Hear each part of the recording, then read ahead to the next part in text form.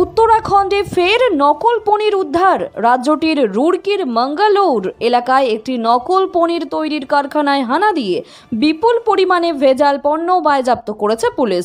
এই অভিযানে ফ্যাক্টরি থেকে নকল পনির, বিপুল পরিমাণে মিল্ক পাউডার এবং রিফাইন্ড তেল উদ্ধার করা হয়েছে।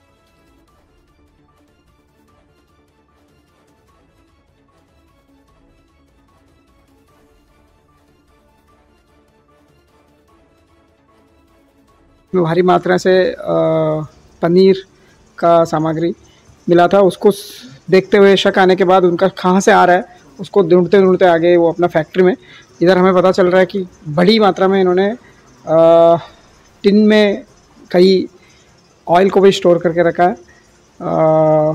उसके साथ साथ और प्रक्रिया और गंदगी भी है इसमें, और विभाग के द्वारा भी अभी इनके खिलाफ सीजिंग कार्रवाई, उसके बाद कानूनी कार्रवाई भी किया जाएगा।